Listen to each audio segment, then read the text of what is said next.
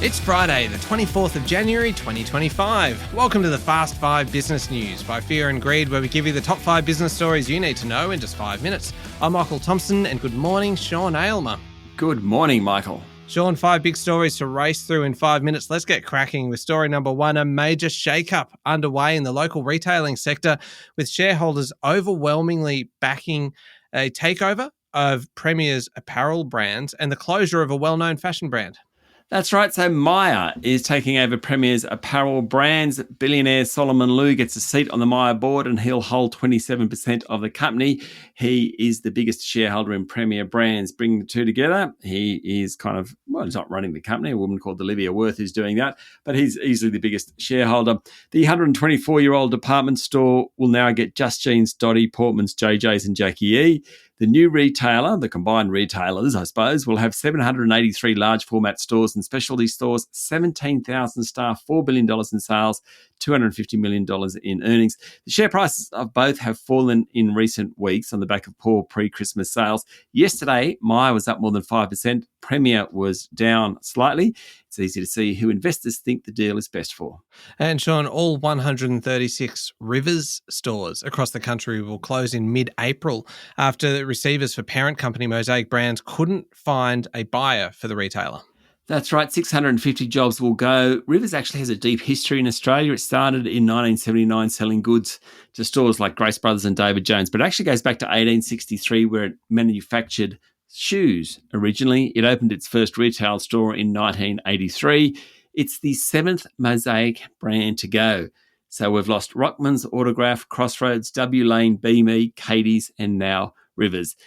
The administrators are still trying to find a buyer for Miller's and Nonny B. Story number 2, Sean, the Albanese government has put an extra $2 billion into its Green Bank to boost momentum in clean energy investment, notwithstanding the shift away from renewables in the US. The extra funding is the first for the Clean Energy Finance Corporation's general purpose fund since the organisation was set up in 2012. That was set up with $10 billion, $2 billion yesterday, plus all the investment income. CEFC, so that's the Clean Energy Finance Corporation's total investment capacity is now about $30 billion. It also looks after specific investments for certain things, such as the near $20 billion Rewiring the Nation Fund for electricity transmission. Prime Minister Anthony Albanese yesterday said the extra money would unlock about $6 billion of private investment in energy transition projects. On to story number 3 now, and local airlines on-time statistics are improving, Sean, believe it or not, but remain below pre-COVID levels, largely because of a lack of new aircraft, which is hampering efforts to meet demand. So on-time arrival figures for last year, Qantas 75%, Jetstar 73%, Virgin 72%. The long-term average is 80%, according to the Bureau of Infrastructure and Transport Research Economics.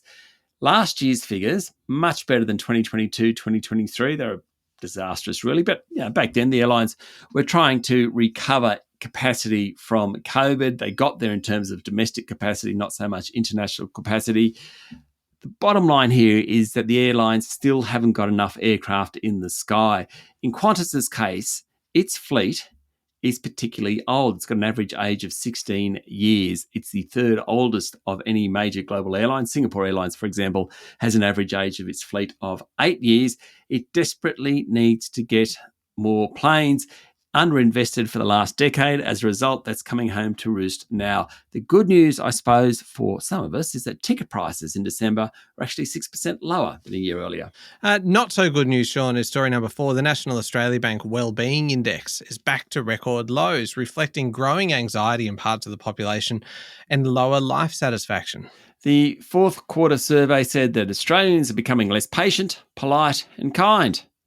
There you go. Financial stress is increasingly driving well-being. The biggest financial concern among 30 to 49-year-olds is financial stress. It's rising among younger people.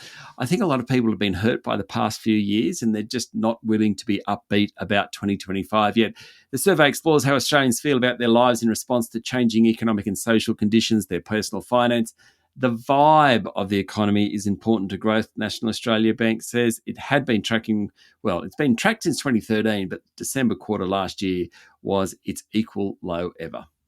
Last one. Story number 5. Donald Trump had his first sit-down interview with a TV station as second-time president yesterday. The interviewer was longtime supporter Sean Hannity from Fox. And Sean, if you're hoping for fireworks, no, not there. It was a fairly tame affair. It was. Donald Trump was critical of Joe Biden and his pardons. Donald Trump bemoaned what he called were disasters under the previous president. Not much grace with Donald Trump. He said he's worried about migrants coming to Australia, saying the ones with tattoos all over them could be trouble. Who knows? During the day, Trump signalled a tougher stance on Russia, demanding President Vladimir Putin come to the table to make a peace deal or risk more US sanctions. He also warned that he might cut federal funding for states that operate sanctuary cities for undocumented migrants. The other thing, did you see that little spat between Elon Musk and the new Stargate deal? So Stargate's all about infrastructure for AI. Basically, Musk said that some of the partners didn't have the money. Some of the partners came back and said it was wrong. Then Musk came, and this is all on X, of course. He called Stargate fake. He called that Sam Altman, who's part of it, the deal. He's an OpenAI chief executive. He called him a swindler. Now, unusual, really, for a White House official to poke holes in administration's policy publicly, especially on day 3. Doesn't really bode well for the Trump-Musk relationship, does it? No, it doesn't. It doesn't. All right. There we go. The top 5 business stories in 5 minutes. Thank you very much, Sean. Thanks, Michael. It is Friday, the 24th of January, 2025. Remember to hit follow on the podcast. And if 5 minutes isn't enough for you, you can find our longer daily show called Fear and Greed, wherever you listen to podcasts. I'm Michael Thompson, and that was the Fast 5 Business News by Fear and Greed. Have a great day.